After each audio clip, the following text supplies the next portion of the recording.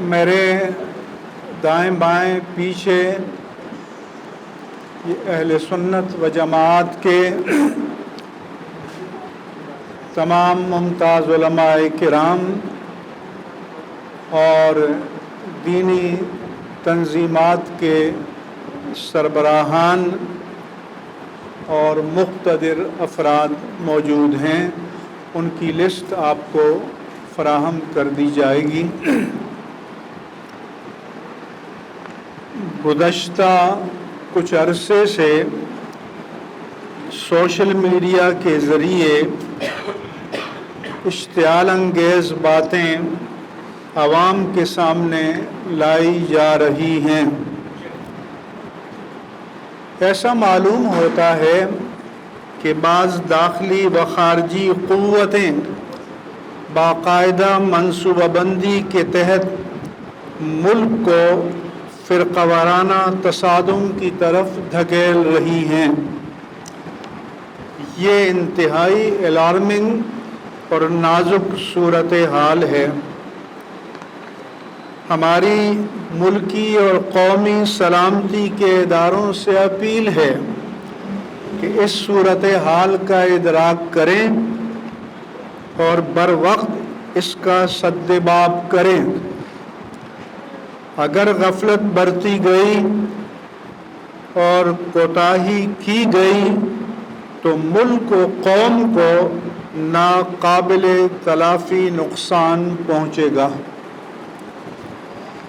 ہم یہ بھی واضح کرنا چاہتے ہیں کہ انبیاء کرام علیہم السلام، امہات المؤمنین، اہل بیت اطہار، بنات رسول اللہ صلی اللہ علیہ وآلہ وسلم، صحابہ کرام رضوان اللہ تعالی علیہم اجمعین، مقدسات دین کی اہانت اور خلفائے راشدین کا علانیہ انکار کسی بھی صورت میں قابل قبول اور قابل برداشت نہیں ہے۔ ہم ماضی قریب میں 2-3 اشروں تک فرقہ وارانہ شدت پسندی اور تصادم کے مظاہر دیکھتے آئے ہیں۔ دوسرے ممالک کی پراکسی جنگیں ہماری سرزمین پر لڑی جاتی رہی ہیں۔ اس صورتحال کو بڑی مشکل سے کنٹرول کیا گیا۔ چند سال سے ملک میں اس حوالے سے فضا پرسکون تھی۔ پاکستان میں ذمہ دار علماء اور عوام کی سطح پر کوئی سنی و شیعہ تصادم نہیں ہے۔ سب اپنے اپنے دائرے میں کام کر رہے ہیں، لیکن گزشتہ چند دنوں سے صورتحال انتہائی حساس اور خطرناک ہو گئی ہے۔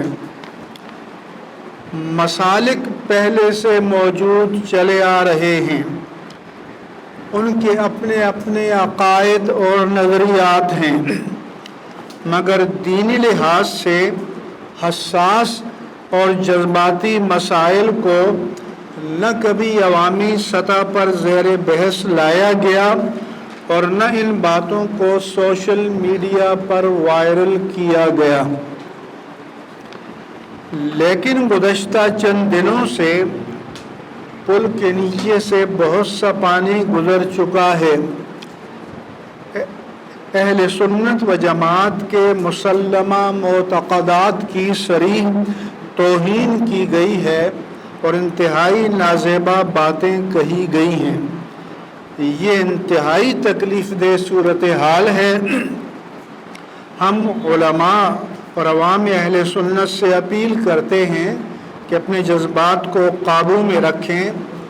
محرم الحرام بھی آنے والا ہے، ملک کو امن و سلامتی کی ضرورت ہے۔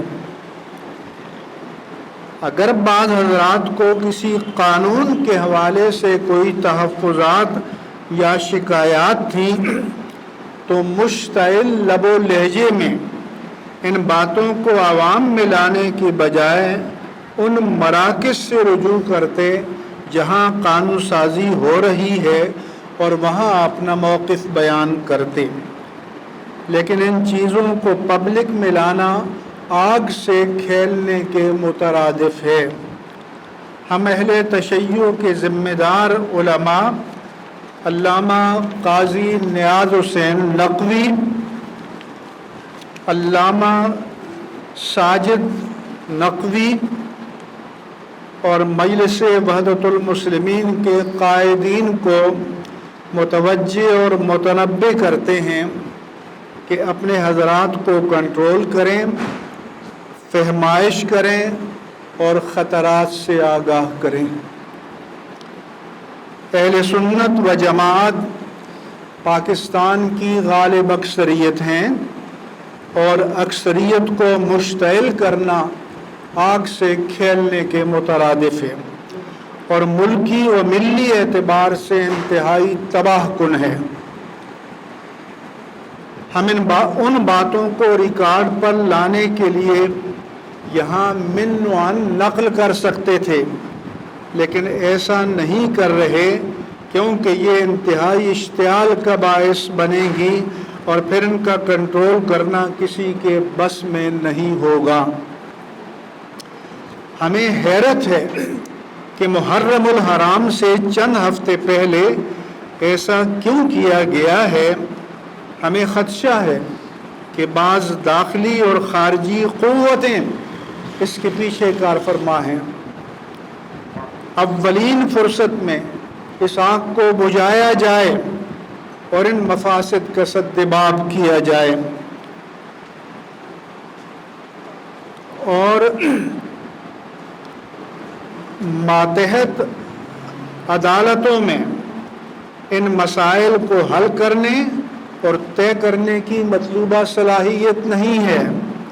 ان معاملات کو براہ راست فیڈرل شریعت کورٹ اور سپریم کورٹ شریعت اپیلیٹ بینچ یا اسلامی نظریاتی کونسل کو ریفر کیا جائے اور وہاں تمام مکاتب فکر کے مستند ثقہ اور معتبر علماء کو فائز کیا جائے تاکہ یہ چیزیں عوام میں نہ آئیں اور ایسے حساس معاملات کی سماعت عدالتیں بند دروازے کے پیچھے کریں۔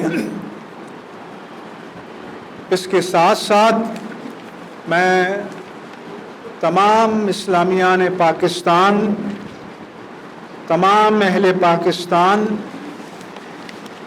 اور تمام عوام اہل سنت و جماعت کو اس جانب بھی متوجہ کر رہا ہوں کہ مقبوضہ کشمیر میں بھارتی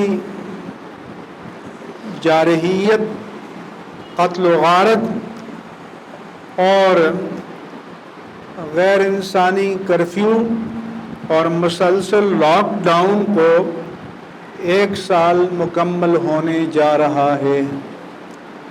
ہم اقوام متحدہ، سلامتی کونسل، حقوق انسانی کے عالمی اداروں کی شدید ترین مذمت کرتے ہیں کہ اس خالص انسانی مسئلے کو ان فورمز پر آج تک ایڈریس نہیں کیا گیا اور ہندوستانی حکومت کو کوئی واضح پیغام نہیں دیا گیا کہ وہاں پر جو اسلام کو کچلنے کی منظم کارروائی ہو رہی ہے، دیگر مذاہب کو بھی کچلا جا رہا ہے کہ اس پر روک ٹوک عائد کی جائے۔ 5 اگست 2020 کو ہندوستانی حکومت کے ظالمانہ جابرانہ اقدام کو 1 سال پورا ہو جائے گا۔ تمام اہل پاکستان اس پر احتجاج کریں۔ جہاں جہاں ریلیاں نکالی جا رہی ہیں پرجوش طریقے سے اور پرامن طریقے سے उन रैलियों में शरीक हों और अपने जज्बात का इजहार करें। हमारे पार्लियामेंट ने भी करारदादें पास करने के अलावा कोई ऐसा मौसर इक़दाम नहीं किया आलमी सतह पर, डिप्लोमेसी की सतह पर, कि जिसके नतीजे में आलमी बरादरी हिंदुस्तान को मजबूर करती कि वो इन मज़ालिम को रोके। हम OIC की भी मजम्मत करते हैं कि इतनी जालिमाना मज़ाहिर को देखने के बावजूद एक भी OIC की सरबराही कॉन्फ्रेंस मुनक़िद नहीं हो सकी। माशी और सिफारती सतह पर कोई इक़दाम नहीं किया जा सका। ये रवैया उम्मत मुस्लिमा के लिए तबाहकुन है। बल्कि सलामती कौंसिल में जो भारत को की आर्जी जो रुकनीत होती है उसके हक़ में वोट दिया गया है, वो भी हमारे नज़दीक काबिल मज़म्मत है।